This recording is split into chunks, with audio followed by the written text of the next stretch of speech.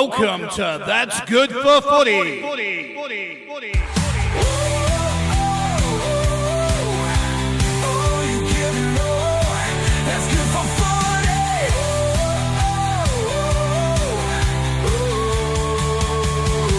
That's good for footy.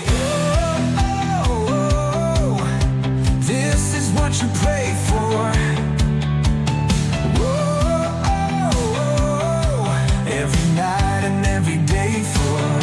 You give it all, and you give more. That's good for footy.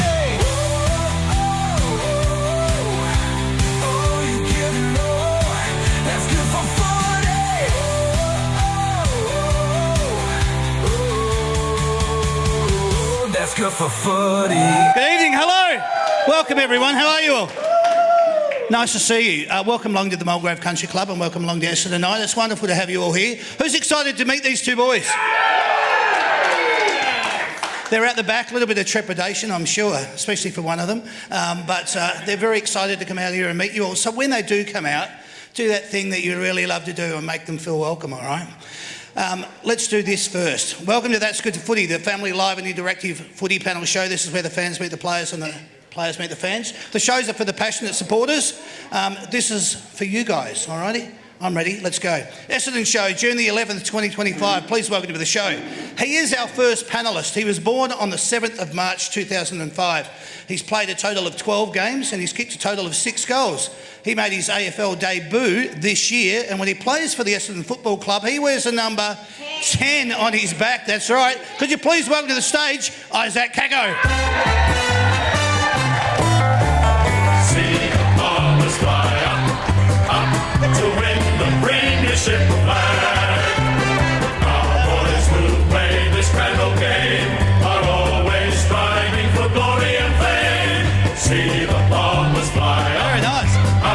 The other teams they don't fear. They all try their best, but they can't get near as the bombers fly up. Oh, there you go. Thank you very much. Very nice.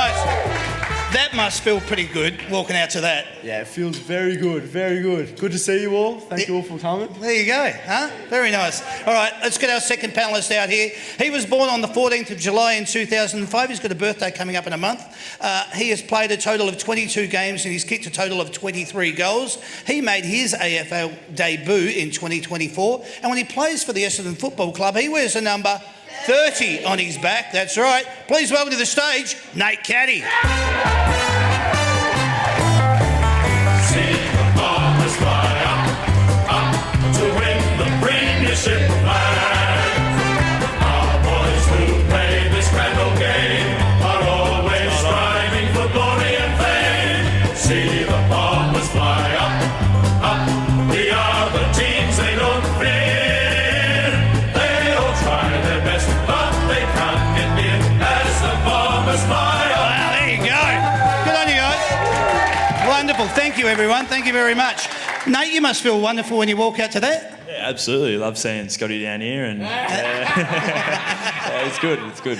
There you go. All right. Well, thank you very much, everybody. We hope you have a good time. Let's get stuck into the boys. Let's hope they have a good time with you. All right. Let's do it in our first little segment, guys. It's called All About Me. That's good for footy. All right. What I want to do, boys, I'm just going to ask you a series of questions about and get your insight into how you see things. As an elite footballer, what is something you want to be recognised for? And I talk about this because it's at the start of your career, okay? But what do you want to be recognised for? Do you want to be recognised for as a match winner, a leader, a consistent contributor, a reliable teammate, or someone who always gives their all, or all of the above? Yeah, probably all of the above, to be honest. Okay. But I think me and Nate can agree on, probably being match winners. I definitely want to be known as that as my career goes on. Hopefully kick a lot more goals for the team. How nice would that be?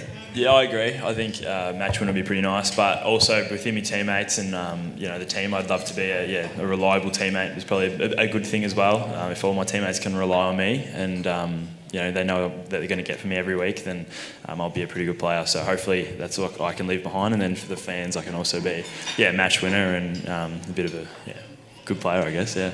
They're all really good quality attributes, but we look at it and you both played under 30 games, so you've got a whole life ahead of you. It's wonderful that you've come into the system. Do you pinch yourself at the moment just realising, oh my God, I'm an AFL footballer, how's this? Everywhere I go, people are like, oh my God, there's Nate, oh, there's Isaac. What's that like?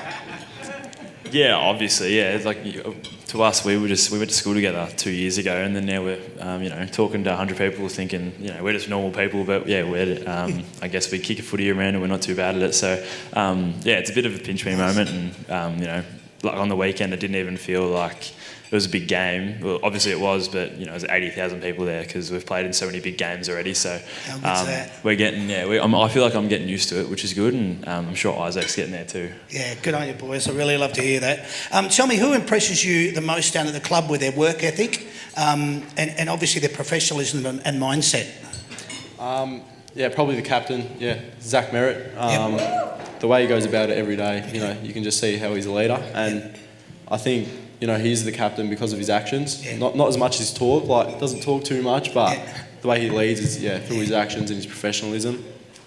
Yeah, I'd say Nick Martin as well. He's very purposeful with what he does, and he's a really good football player, and he's shown it this year. So I think he can only get even better because he's only 23 or 24, so he's going to be a star as well. How good's that? The baby Bombers. Yeah, true. Listen, boys, you've kicked a team lifting goal. You happen to look up at the big screen and you catch a glimpse of yourself after that team lifting goal. But there's a moment where you actually look and you're doing a full-blown body muscle flex. Is there a moment where you actually look at it and go, that's not bad? Yeah, you always catch yourself sort of looking at the corner of the eye, but, if the camera's on you, you don't want to be seen looking, so you're sort of doing it half and half. Yeah, I think I kicked a goal a couple of weeks ago against Brisbane, and I think I don't think I stopped looking. I made sure to look at it the whole time. I think I was looking, waiting for them to show the replay, but yeah, I was pretty happy. That was brilliant, Nate. I mean, a candidate for sure, but the celebration was absolutely wonderful. Yeah, I don't know what I was doing, to be honest, but it just I didn't really think I kicked it, to be honest, and then looked back and everyone started running at me, so I just stuck my tongue out and just ran. I did, yeah. So. Which sort of brings me to this question. What sort of a goal celebrator do you think you are? Well, I haven't kicked too many goals yet, but hopefully kick a few more. I just like getting energy and getting the boys around me, and goals that uplift my team probably. I think he tries to plan a few, but they don't always come to fruition. I feel like whenever you plan them, you don't kick goals, so we just go in and I planned one, and it came against was it Melbourne? I did the grenade one. I did that. That was cool at the time, but that's all I can. Yeah, otherwise I'm just. Yeah, throwing the tongue out and running. That's pretty much it. That's brilliant. Good on you, mate. Listen, it's your first day at a new job, okay? You've been around the footy landscape at different levels, junior levels, amateurs, etc. But now you are stepping into a full-time professional career. Tell us what the emotions were like turning up to the club. I talk about the Essendon Football Club on your first day. Did you know where to park? Did you know what entrance to go in? Did you know who to report to?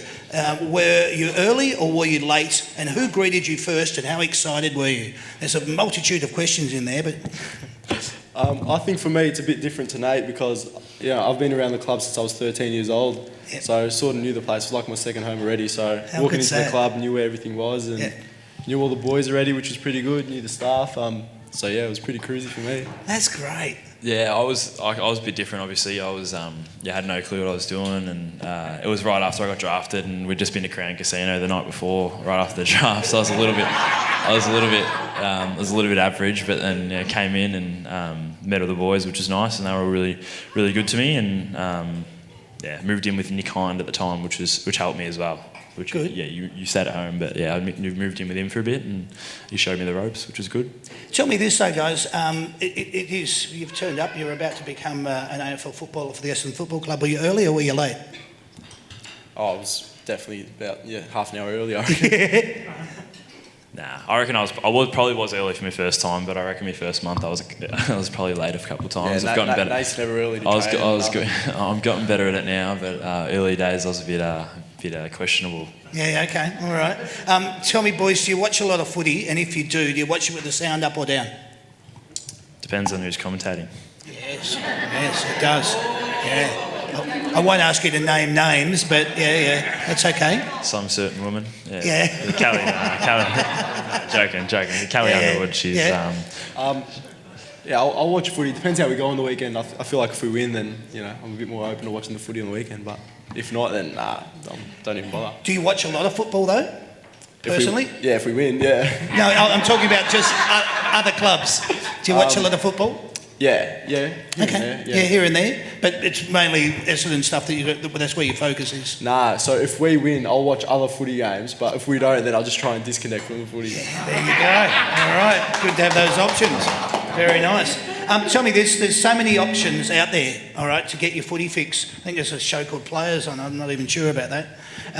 But so much so that the landscape is saturated with content.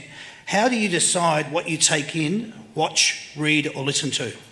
I keep seeing that like Caroline Wilson and everything is kind of like putting out fake stuff all the time. So it's kind of I don't know. You kind of got to get a bit of a second opinion with that. I think because she keeps on throwing out fake news. But there's so much of it now, and it's actually a bit annoying because they're always just coming up with new stories and pump people up just to throwing people down the next week. So you kind of got to pick and select what you like and the people you like as well. Yeah, and you take it with a grain of salt, obviously. I try not to listen to it, but you obviously get tagged in a few things. And but yeah, it's always good stuff, and then sometimes when you play bad, it's always bad stuff. Yeah, so okay. How do you decide, Isaac?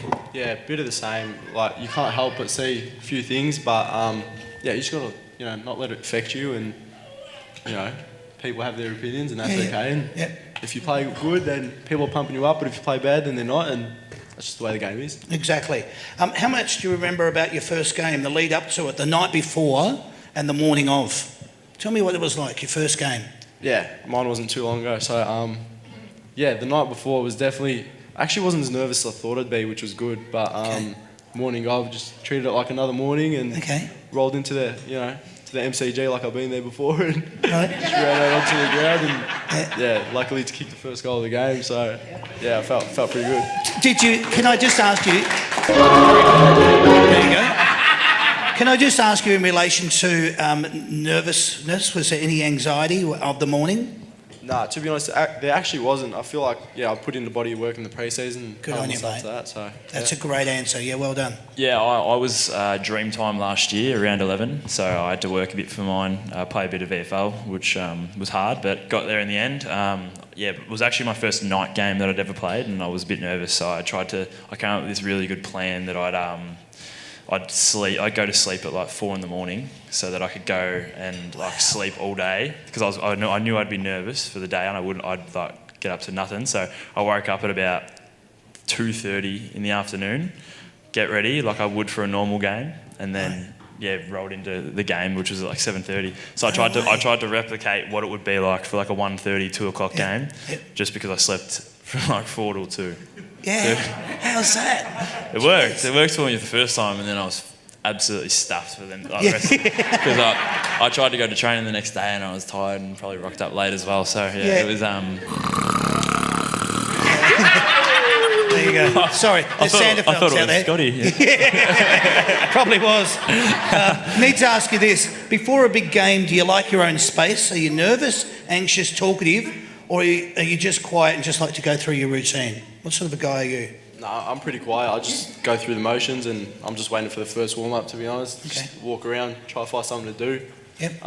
Which probably isn't good. It should probably be a bit more professional around it, but we'll get there. No, that's all right. I think, if you ask me girlfriend, she wouldn't be too happy with it because I've got like a ban on her for game day. I don't let her talk to me for the whole game, the game day, because I don't know, I get a bit nervous and I try to keep it a bit quiet. Yeah. She can talk for the rest of the 6 days, but that day. There it is. But but everyone prepares differently, don't they? And that's the nucleus of it. You're lining up for your first goal in AFL football. The pressure of everyone watching. You've got family and friends. They're all in attendance. Can you remember what was running through your head when you're lining up for your first ever attempted goal? I missed my first 3, I think. So kick it, and then missed it. And then my first goal actually was like a bit of a no thinking moment. It was like just threw it on my left foot from like the boundary and went in somehow. So I didn't have to worry about that. But the first couple of set shots I missed, which was doing me head in because the Yeah, first yeah. week Yeah, there you against go. Richmond, I missed 3 of them in the one game and went goalless for my first game, which sucked, and got the next one. The next game I played was the game I kicked the goal, which was nice. Yeah, there you go. And what about you, Isaac? Yeah, a bit similar to Nate. It's sort of a no-thinking moment. Like, ball got kicked out in front of me, and I was, I didn't know whether to pick it up or just boot it off the floor, and just launch it onto my foot, and it went straight through. And I didn't even know it was the first goal of the game, but it was, and it was real good. Beautiful. Nice moment, very nice moment. As a rookie, individuals hope that their natural ability, their skill, their work rate and their dedication will both lead to cohesion and confidence. Confidence refers to them playing well individually, while cohesion involves the team performing well. How long, in your opinion, do you think it takes for these things to evolve as a footballer? Yeah, I think for me, I'm still trying to get it all together. As a rookie, you sort of you can't rely on your individual flair because you've got to play to a team system as well. For sure. So still now I'm trying to learn off my teammates and trying to see what they're trying to do and learn off that as well, but also bring my own flair to it. And I'm definitely still learning, and I think it'll still take a while. Good. Yeah, as you said, it's like depends on your role, and if you don't know your role, you won't play. So last year I was more of a role based and had to be there for Langers and Pete towards the end of the year, and but now that it's just me and Pete, I've kind of got a different role, and I've got a bit more flexibility, which has allowed me to run more and use my ability and flair, which is good. And the games where I feel confident and free is the ones where I normally go pretty well. So if I can just keep bringing that, then hopefully I can keep putting good performances out and winning some games. How nice is that? So, in your perspective, the more freedom that you've got and the autonomy that allows you to play as being the role player that you are, but you've got that freedom to go maybe up the ground and a little bit, moving from side to side in the forward 50, that's when you can play your best football. Yeah, like Scotty, and I'm sure Kako would be the same, but he kind of, not Scotty, it's actual Scotty, Brad Scott.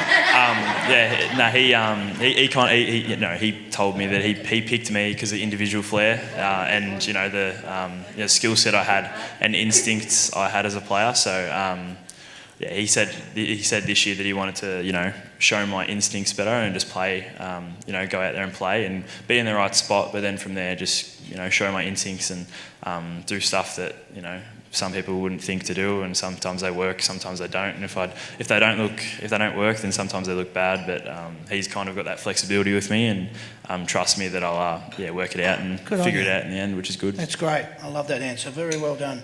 Which one of these things gets you pumped the most before a game? Is it the smell of deep heat? Going back to your maybe amateur years. The smell of deep heat, the smell of fresh cut grass, pulling on the jumper, strapping on the boots, a footy in your hands, or the sound of the crowd? For us, we've got sort of a ritual pre-game where we all put on the jumper together. So we stand in a circle and one of the leaders say a few words. And pulling on the jumper in that moment, you're looking at your number, looking at your jumper, and the moment where you pull that jumper on, it's a real special moment, and that's where you're ready to go. Yeah, good. Yeah, I'd say the crowd for sure. When the crowd are up and about, when the crowd are up and about, there's nothing better. When there's the song playing and everyone's singing, and when we're warming up and everyone's behind the goals and giving us heaps, it's a really good feeling. And we haven't had a home game for a couple of weeks, so I'm looking forward to that this week, which would be nice. Very nice. Get down. Excellent. Get down. Good. You spoke about it just now, but I want to allude to it a little bit deeper. The MCG is spoken of in a manner of it being the hallowed piece of turf. Explain what it feels like to be out there at the centre bounce when the roar goes up. Is it everything you imagined and more? Yeah, I think, as I said, I've gotten a little bit used to it now, but I remember my first game thinking, Dusty got the ball. I remember it was nuts. It was so loud. I remember... all like the roar that everyone gave, and it radiated off the roof, and it was nuts. And it's obviously a real disheartening feeling when it's the other team that's getting their team up and about. So I'm sure that it would be for the other team when the Essendon Bomber fans are up and about. But sure. It's a nuts feeling, and I'm struggling still with it a bit. I like Marvel better. Marvel's good. I like that. I like underground. Yeah. There you go. Marvel's a bit smaller and under the roof, which is nice. Yeah, but that's good because it works to your skill set, which is what you like. Hallowed piece of turf. What's the feeling like? Tell me what it was like for you when you first out on the MCG and you hear that roar, regardless of who you were playing. Yeah, pretty special. The first game was against Hawthorn. I think there was about 85,000 at the G. So yeah, it was insanely loud. Like once that ball went up, because it was the first game of the season, it was just it was insane. And I'm a bit different to Nate. I think I like the G better because if it's a bit dewy and wet, then it's all on the floor. Slippery, get the ball on the floor. But yeah, the G's definitely a special place, and when the Bomber fans are up and about, then it gets real special. Makes it even more special. Can you remember how sore you were after the day after your first real hit out? How did you feel emotionally after the experience? Yeah, I don't think it's anything emotionally, but I don't reckon I could walk for about 3 days. I was cramping in the third quarter, my hammies, calves, groins, and definitely could not walk. But getting used to it now, so that's good. Yeah, good. Yeah, I think my first game I probably had a few beers. We had a bit of a 10-day break, so I probably didn't feel the best the next morning. But I was joking. I'm joking.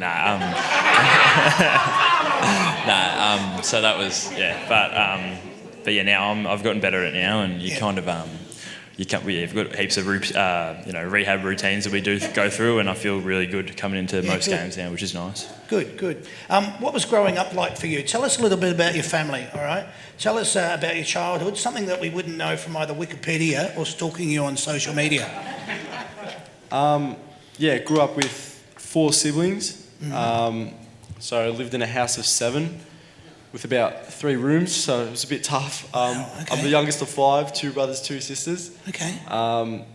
Growing up, I used to love going to watch my brothers play football and down at a small club called Northern Saints in Fawkner. Right. And it was just always a little, 5-year-old running around with a small football. How good's that? Yeah, I think that's where everything kicked off and my love for the game happened. And can I just ask you before we move on to that, the family, did they have allegiances with other clubs that they supported? And then you obviously come to Essendon and everyone's got to go, we're all over. What was that? So everyone went for Essendon except my dad. My dad was a Richmond man. Oh, yeah. So he got the best of it with their, 3 premierships. Then once I got drafted, it was a no-brainer. He had to, I would have kicked him out of the house if he didn't go for Essendon. So. That's great. Yeah, excellent. Tell us a little bit about your family and everything. I'm one of 5, big family as well. I grew up in Yarrambat, down in the northern suburbs. Pretty much lived there till I was 15. My neighbour was Boomer Harvey, so he was one of my idols growing up. So and his son was my best mate, so had heaps of fun with him down and played footy with him down Yarrambat. I loved wakeboarding growing up. We used to go down to Echuca a lot, and I got pretty good at that, and then had to give it up to play footy, which is annoying. But so I have to wait until after footy for that. Pretty normal person. Didn't really do anything extracurricular. My uncle played for Richmond. He run a couple of flags, so I used to go for Richmond as well. So that was pretty cool to see, and really cool to strive and try and beat him because I'm pretty competitive, and if I could retire and I got less than him, then he's got something over me, so I got to get him. Which is I can see that competitive beast coming out already. Tell us what the emotion was like for you when you're downstairs in the change rooms, and you've just explained that you all put the jumper on at once. But tell us what it was like when you look down and you're not wearing something you've just purchased from Big W. Right, this is the real deal. It's the Essendon Football Club. It's the red sash. You're wearing it for the first time. Tell us what that emotion was like. Yeah, it's a pinch yourself moment, like Nate said. Because growing up going for Essendon, I never sort of imagined I'd be in that position. So still now when I pull on the jumper, I'm still like, is this real? That was beautiful. Even when I walk out, onto the field, I'll be halfway, through a game, and I'll just look up at the crowd and I'll be like, how good's this? How sad. I love that. Yes. Nate? Yeah, he did. He knew exactly you were going to play for Essendon since you were 13. I went to school with him. He would talk about it for years, but obviously, as you said, pinch yourself moment. It's like it's everything that we both worked for since we were kids, and to see it come out and do it every week is a pretty nuts feeling. And it's really weird. You kind of like when we're warming up, I kind of like realise that I'm doing it, and I only did this 5 days ago, and it's just something that people would die for to do, and I get to do it, every once a week, which is pretty cool to feel. Pretty good feeling, and I try not to take it for granted, because sometimes you can and just think that it's your job, but it's some people's dreams, and it was my dream as well. So it's pretty cool. I love hearing that. Tell us a little bit about your friendship. How long you've known each other, your junior years. Tell us how you two have come to fruition. So we've known each other since year 7. We weren't really close in high school up until we both started getting good at footy. Nate was always pretty good, and everyone knew he was going to make it. But I don't think he liked me too much when we were younger, but. He was better than me, that's why. I don't think so. And as we grew up, we started getting closer through football, and I was at his draft night, and when his name got called out to Essendon, I just sort of knew, it was fate, and I'd end up there as well. Yeah, and at the time it was like pick 40 was the NGA thing, and I just told him to not play the whole year and just tank it, and he didn't do that. He went pick, what'd you go, 13? Yeah, so but they changed the rule, but but at the time it was pick 40, so I was hoping he'd have a shit year so he could get there eventually. But eventually worked out, which was good. But we were good mates for heaps. Since probably year 9, we were really good mates, and played footy together the whole time, and had some really big games together where we kind of knew that we could play pretty good footy, and hopefully we can replicate a few of those games, a few stat lines we'll be pretty happy with, which would be nice. Oh yeah, get goosebumps thinking about it, mate. Doing what you love often requires belief from others. The question then becomes, how much confidence does knowing that others believe in you provide you with the ability to perform at your best? I think belief is a big thing, especially from the fans. When the fans are getting behind you and really they've got a big belief in you, especially as a first-year player and a young player like Nate. I think belief's probably the biggest thing from your teammates, from your coaches. And I feel like you can do some pretty special things just on belief. So. Yeah, good. So I'd say belief and trust. If your teammates trust you, then I reckon that's the best thing, because as I said before, if they know that you're going to go out and do your job every week, then they can play their role, and we'll probably win most weeks if everyone did exactly what they're supposed to do. So if everyone trusts me, then they'd be pretty happy. There's a lot of players that I think that I can trust every week, and I just want to get to that eventually. So good on you, mate. Well said. Yeah, I love it. Now, I don't want to blow this out of proportion, but when you're walking towards the boundary line and you've highlighted you're about to hand over a little footy, are you aware of the impact that you're about to make on some kid's life when that footy is about to be handed over? I feel like, when I was a little kid going to Essendon games, I always wanted those little footies, but I was never close enough to the front. So, but I feel like when I do give them out, I don't think you really realise in the moment, but sometimes you get messages on Instagram or something saying how much of an impact you've had on someone's child. Oh, how good's that? I think that really hits a spot for me. I love it. Yeah, I agree. You kind of give it away and just give it to the kid who's maybe wearing the number 30 jumper, but you don't realise what that can do to a kid and how much that affects him. And but some kid said that from last year in my first game, he got a photo with me when I gave him the ball. And he took a photo with me, sent it, and his mum still he's hung it up in his room. So you can make a real impact on some kids, and it's really good to see. Good on you, mate. Nice. I love that. Well done, boys. Well done. When you rate your game personally, what key stats do you look at for you to consider it to be a good game? Goals. Yeah. No, but you say there would be certain things. Goals and marks, I'd say, for me. Okay. You'd be probably a bit different. I feel like as a forward you want to kick goals, but just in my role right now, I'm sort of looking at how much of an impact I'm having defensively and how much I'm putting the opposition under pressure. So I'll look at my pressure acts and how much I'm making my opponent turn the ball over. Yeah, very nice. Okay. Your best ability is availability. Some football journeys can be cruelled by injury. So when you look at individuals that have played over 300 games, what's your first thought? Yeah, it's pretty nuts. Like as I said, I grew up with Boomer, so he's played 426 or something. So yeah, it's pretty nuts, and it's a lot of games, and they're long seasons, and by this time of the year, everyone's sore and ready to give up, kind of. So it's nuts to think that some players have gone that far and played that long. But I think that both of us can get there as well. We got the strength to do that, which is nice. And it's really cool, but it's what we want to do. So hopefully we can. Yeah. I just find that amazing that you're playing over 400 games of AFL football at an elite level. That's phenomenal. Tell me about your thought process in that. Yeah, a bit similar to Nate, but I think it's just when I see someone play that game, that many games, you sort of look at them and you sort of think about their love for the game. Yeah. Like, we walk around the footy club and Todd Goldstein's around and he's been playing for about 400 years, so... Feel like that? Yeah, but he's always got a smile on his face, and I feel like that's the main thing about getting to that many games, just really loving the sport. It's so true. I mean, there's dedication to making sure that your body's right every week because you've got to get up, I wanted to ask, if you had to comment on each other's playing style or speak of each other's key attributes, what would you say about each other? I think he's got a lot more to show. He's obviously doing a lot defensively at the moment, but I've seen him play and he can play. I reckon he's got more to give. So we'll see how he goes. Very nice. Do you want to play?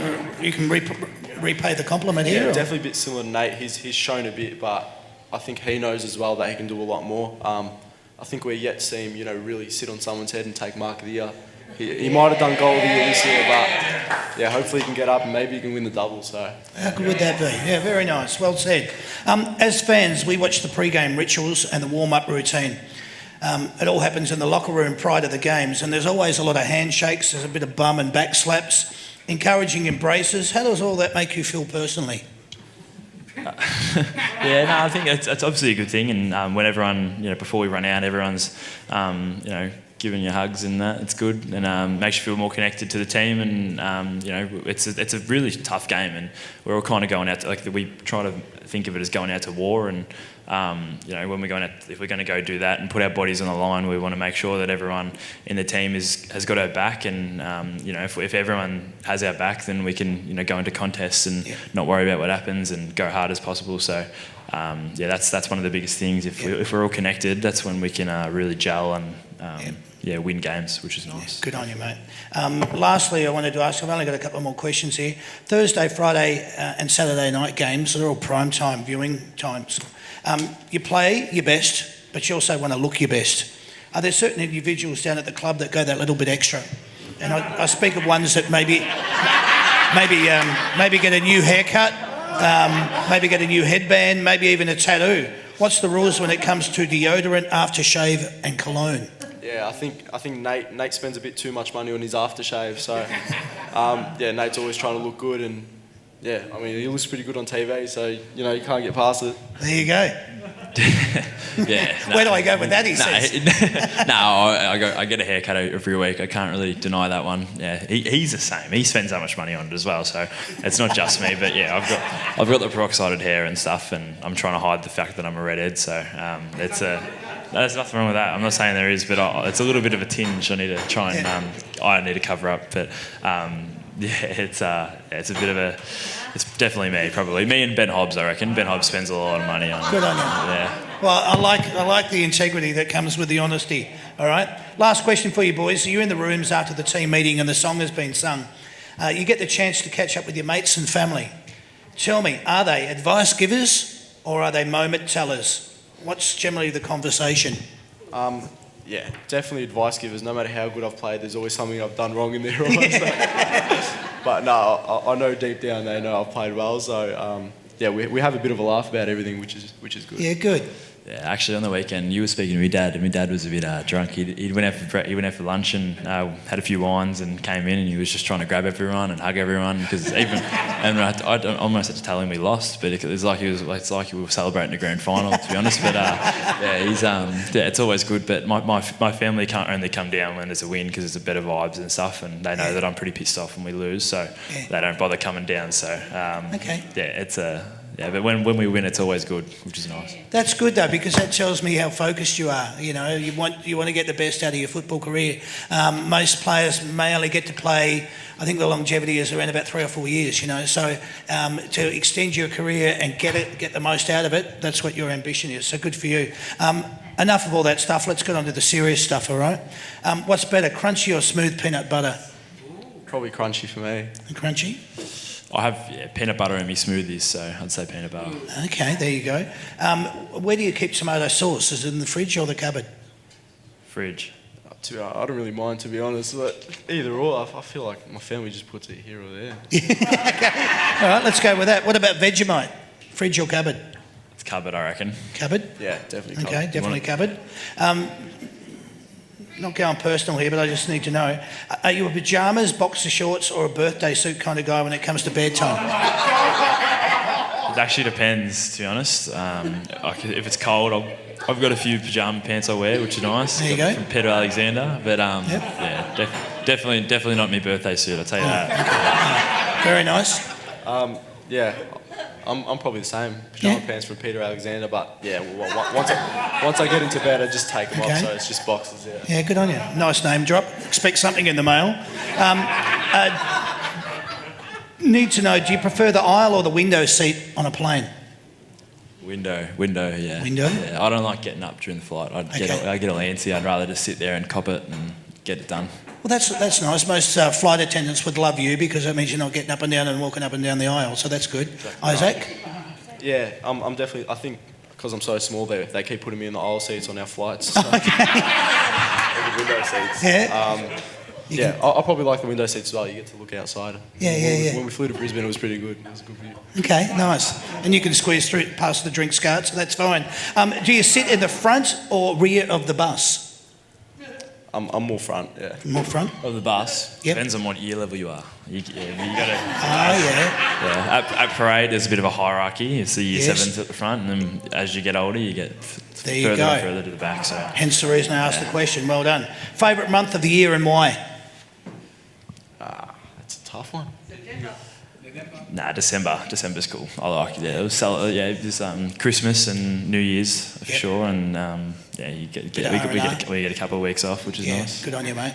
Isaac? Yeah, I think someone said September, so hopefully September for the next few years. That's a good answer. Start to Sorry, play that finals, one, yeah. sorry. Oh, that'd be bloody good for sure. All right, let's talk about this, boys. I'm not here to be a spin doctor, but let's talk about the positives. Bombers sitting 10th on the ladder with 6 wins and 6 losses. And for a side that has been decimated by injuries and is blooding a lot of youth, you've been pretty competitive. You're not really getting off to the kind of starts that you would like, but there are some good signs there.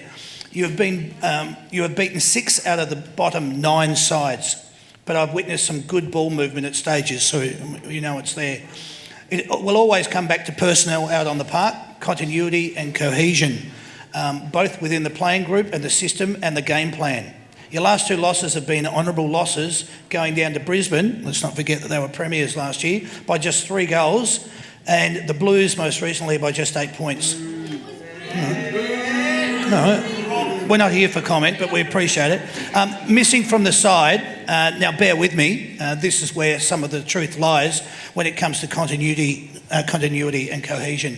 Missing at the moment, Nick Bryan, Nick Cox, Sam Draper, Tom Edwards, Lewis Hayes, Harris Jones, Kyle Langford, Ben Mackay, Zach Reid and Jordan Ridley. Plus, you'll now be missing, you were just missing Mason Redmond on the weekend, and now you're going to be missing Sam Durham for a couple of weeks. That number of outs is going to be a test for any side. Yeah. This week, round 14 sees you come up against the Cats at the G. That game is at 4:15 p.m. They are in good form, so this game is going to have its challenges.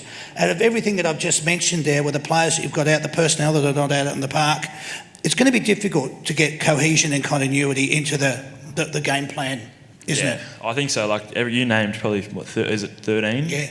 Honestly, I reckon 12 of them will probably be playing this week if they were ready. So it's pretty nuts because we only have 23 playing. So that's 12 blokes that are nearly half our team are gone. So we've had to really dig deep into our list, and luckily there's been a few gems that come out of it, which is nice. But it's pretty hard. Like we're rolling out with I think I was like the 7th youngest, which is ridiculous because I'm 19. So there's like 7 people younger than me out in the field, which is crazy. So it's it's obviously hard, and we try and compete every week, but when our average age, it's bumped up a little bit by Goldie, but our average age is young, and if you take him out, it's like 22 or 23. So we're coming up against players who are 30 and trying to beat them. It's pretty hard, but I think we're fighting through. And even actually, like, they're all talls as well, which kind of sucks. We're playing with one key back, and we're trying to stop Charlie Curnow, who's probably one of the best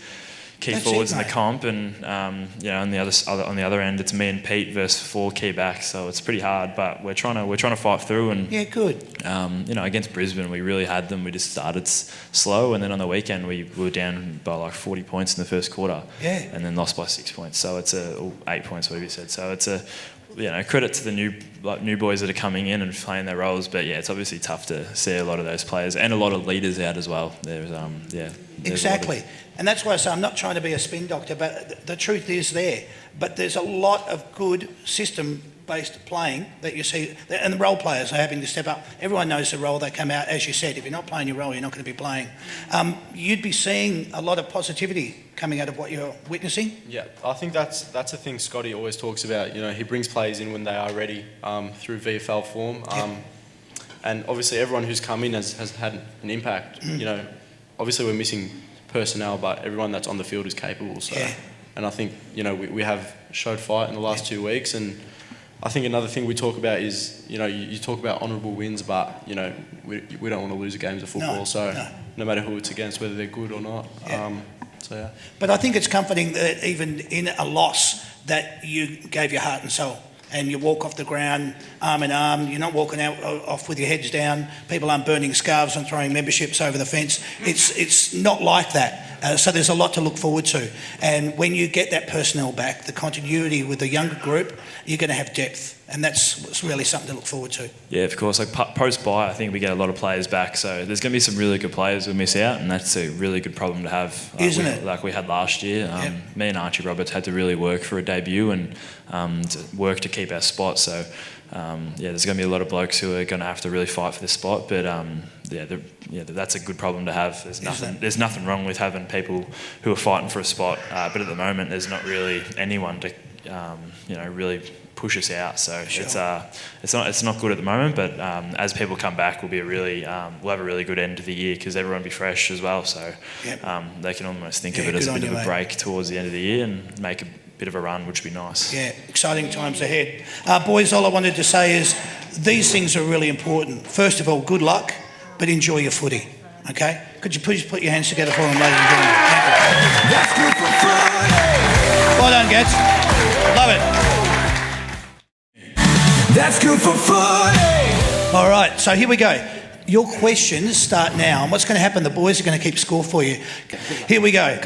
Your first question starts now. Who is your club's captain? Holly. Holly. Yes, Holly. Zach Merritt is correct. You're off the mark. Who wears the number 6 at your club? Holly. Jai Caldwell. Well done. That's 2 points. What is the name of Essendon's mascot? Holly. Hoddy? Oh, Skipper. Not Skipper. Skeeter? No. Yes, Skeeter it is. Well done, Holly. Who is Essendon's vice captain? Holly. Nick Martin? No. Scotty? McGrath. That's right, Andrew McGrath. Well done. All right, you're off the mark. How many Essendon players were named in the 2024 All-Australian squad? Holly? 0. No. It's not bad. Holly. Yes. 1. Yes, who would it be? Zach Merritt? Yes, it is. Oh, my God. Done. You got it. Well done. Closest to within 1,000, how many members does your club currently have this year? Hoddy. 70,000. No. Holly. Close. 75,000? I'm going to give it to you because it's 76,239. Well done. All right. How many premierships has your club won? Hoddy. 13. No. 16. 16 is correct, Holly. Well done. How many grand finals has your team played in? Hoddy. 13. 13? Yes. No. Holly. 25. Close, 30. Bad luck. Question number 9. Where did your team finish on the ladder at the end of the home and away season last year? Holly. Holly? 13th. Close, no. Scotty? 12th. No, 11th. Bad luck. There you go. How many games did your team win last year at the end of the home and away season? Hottie. Hottie? 7. No. You barrack for Essendon, don't you? Yes. Yeah, just checking. Holly? 9. No, it was 11. All right, how are we going score-wise? 5 versus 2. All right, you can get up for it. What year did your team last win a grand final and who did they play? Holly? 2000. Yes. And the team? Melbourne. Yes, well done. 1 point you get. How many points did you win that grand final? Hottie. Yes. 60. Well done. All right, 60 it is. That's great. Isaac was nearly going to sleep, so it's good that you got him back into it.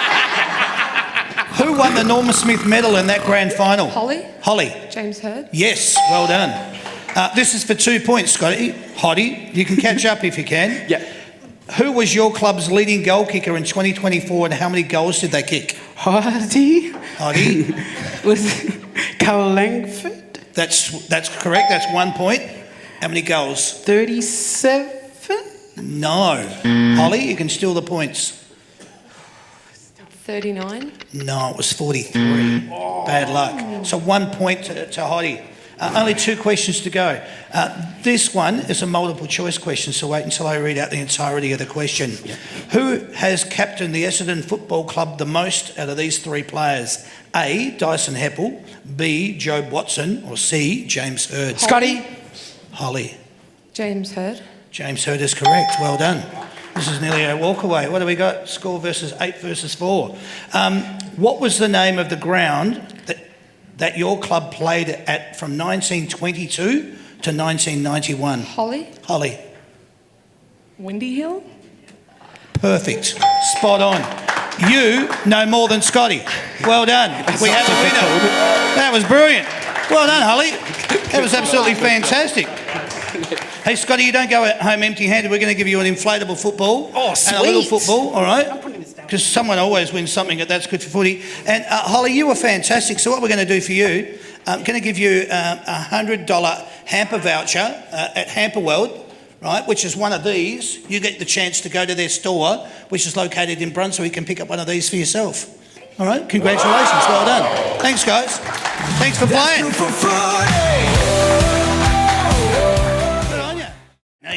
That's good for footy. All right, here we go, boys. Your first one starts now. Super boot. No good? Fletch? No. It was Bernie Quinlan. You remember Bernie Quinlan? Oh, I thought we were talking about some place. Righto. No, this is anybody. Anybody. Righto. Any era. It's nicknames. Righto. Okay. You ready? We'll go with another one. Captain Blood. Paul. Jack Dyer. Yes, mate. All right, you're off the mark. Well done. What about the flying doormat? Paul. Vanderhaar. No. Oh, Bruce. Bruce, yeah. Bruce Storm. Bruce Storm it is. Yeah. That'll do. So you got the gist of it now? Yeah. All right, here we go then, boys.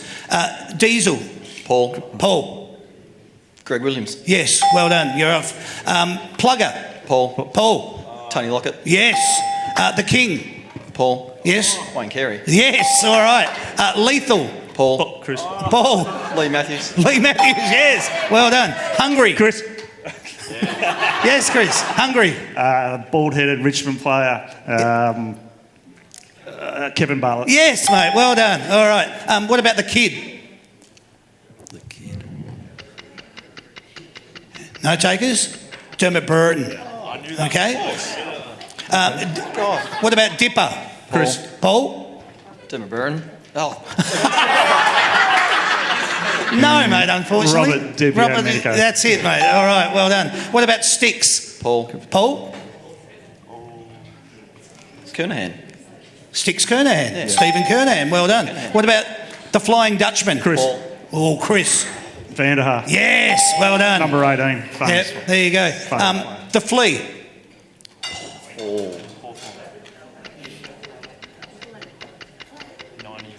Dale Wakeman. Dale Wakeman. Dale Waitman, that's it. Yeah, well done. What about the hawk? No takers? No? Dougie Horgans. All right. Conan. Do you remember Conan? Conan the Barbarian. Chris. Yes? Kink. Rene Kink. No, he was the Hulk. Not bad. No, it was Gary Ayres. What about the Chief? Paul. Dunstall. Jason Dunstall. How are we going score-wise now? I'm getting smashed. Oh, look at this. 8 versus 4. Smashed. All right. Couple more for you, boys. Disco. Paul. Yes. King. King? No, Kink? No? No good? Disco was Michael Roach. There you go. The Dominator. Paul. Carlton player. Wayne, yeah. Is that as much? That's about all. Wayne Johnson. Wayne Johnson. I'll give you a couple more. Silk. Chris Kernahan. No, we did him before. That was Sticks. Silk is Sean Burgoyne. Okay, all right. The Fish. Chris. Chris. Paul Salmon. Yes, all right. Now how are we going? What are we looking at? 5 versus 8. I'll give you a couple more and we'll see how we go. Monkey. Paul. Damien Monkhorst. There you go, Damien Monkhorst it is. The Plough. Testing your memories, isn't it, boys? I know. No good? No? No? Terry Wallace. Okay. What about the Lizard? Oh, Chris. Something current for you. Yeah. Does that help? Plays for Sydney, out of the back. Banjo. Blakey. Yeah, right, that'll do. A couple more for you. The Texan. Paul? Tex Walker. Yeah, Tex Walker. And I'll do one more just so as we can get a winner. Let's go with this. Polly. Chris. Yes. Polly Farmer. There you go. How we finish up? 10-7. Well done, lads. Not too bad. That was good. You guys were great. Chris, mate, well done. You got an inflatable football and a little kids football, so well done to you. But Paul, you were fantastic, champ. Guess what you've won? A set of earbuds, TWE 3Cs from Yamaha, valued at $150. They're yours, mate. Well done. See? Good on you, champ. Well done, guys. All right.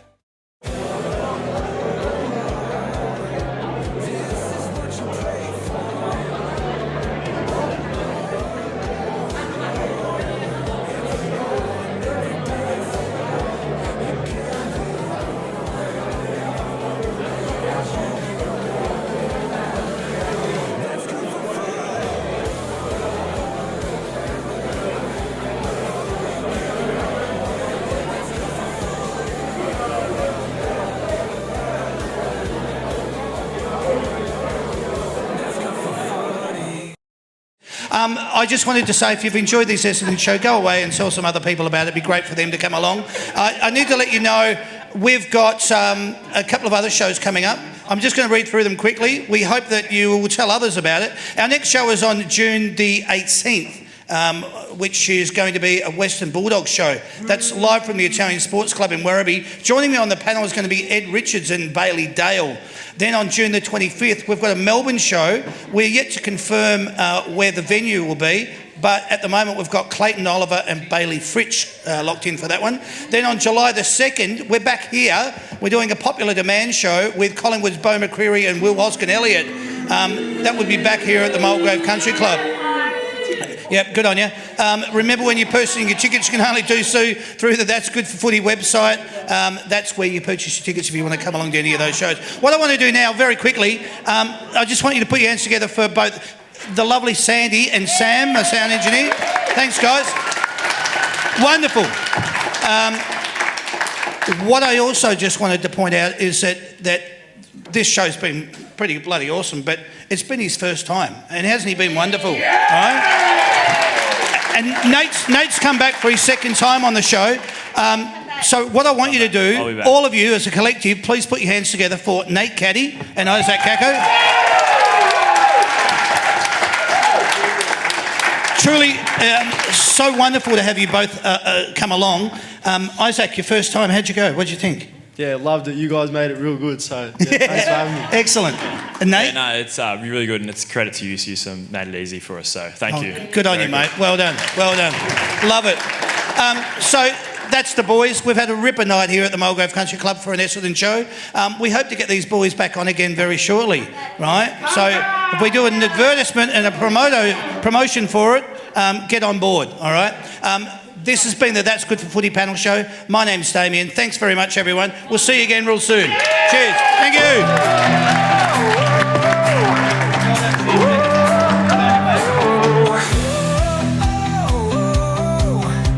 This is what you pray for.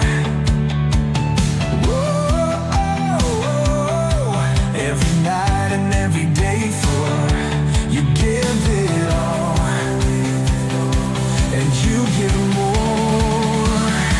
That's good for footy. Oh, you give it all.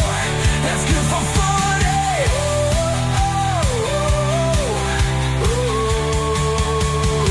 That's good for footy.